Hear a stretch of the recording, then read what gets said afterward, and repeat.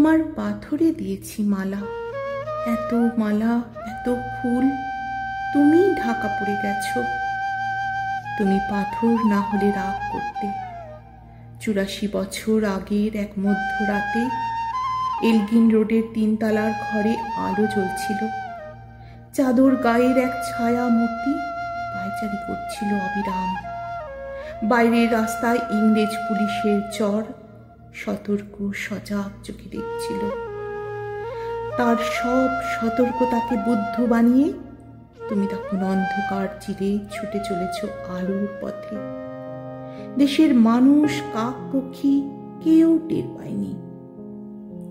তুমি চলে যাবার পর 84টা শীত, বর্ষা, গ্রীষ্ম উধাও। তুমিও সেই থেকে প্রত্যেক জানুয়ারিতে পৃথিবীর এ পাড়া ও পাড়া সব মাটিতে তোমার অনস্বর পায়ের ছাপ, সব রাইফেলে তোমার বুকের বারুদ, সব কুচকাওয়াজে তোমার স্বপ্নের ছন্দ পরশ পাথরের মতো স্বাধীনতাকে খুঁজেছে। তোমার অন্তরে লুকিয়ে থাকা খ্যাপা।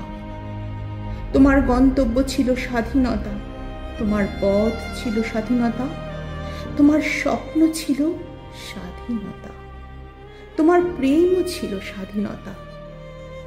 তুমি রক্ত চেয়েছিলে স্বাধীনতার জন্য, তুমি তাই পাথর। যারা স্বাধীনতার আড়ালে চেয়েছিল গদি, চেয়েছিল সিংহাসন, ইংরেজের ছেড়ে যাওয়া লুটের রাজ্যপাট, তারা হইল সুখী। ভারতবর্ষের টাকায় তাদের মুখ, তোমার নয়। ভারতবর্ষের অফিসে আদালতে তাদের ছবি, তোমার নয়। ভারতবর্ষের সংবিধানে তাদের শৈশাবুদ, তোমার নয়। ইংরেজ গরিব মানুষকে পায়ের নিচে রাখত, আমরা বড়লোকদের মাথায় করে রেখেছি। স্মাগলার কিংবা ডাকাতকে জোর হাতে সভাপতির আসনে আহ্বান করেছি। ইংরেজ এদেশের ধন সম্পত্তি লুট করত, আমরা দেশটাকে বেচে দিচ্ছি। ইংরেজ দিয়েছে চাবুক, লাঠি, গুলি, আমরা দিয়েছি মস্তান, মাফিয়া, নেতা আর বুলি। ইংরেজ দিয়েছে কালাপানি, সেলুলার জেল, আমরা দিয়েছি টিভিতে সুপারহিট মোকাবেলা আর আইনসভায় আয়ারাম গয়ারামের খেল। 84 বছর আগের এক মধ্যরাতে পরাধীন এই দেশ ছেড়ে তুমি চলে গিয়েছিলে স্বাধীন এক স্বদেশে ফেরার আশার স্বপ্ন নিয়ে।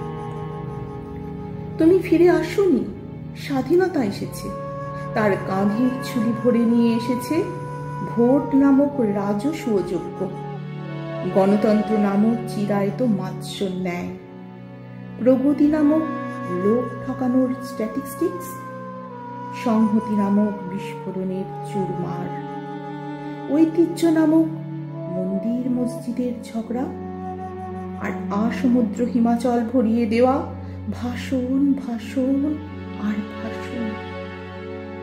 84 বছর ধরে তুমি পাথর হয়ে আছো। 84 বছর ধরে ভারতবর্ষ অধীর অপেক্ষায় কান পেতে আছে।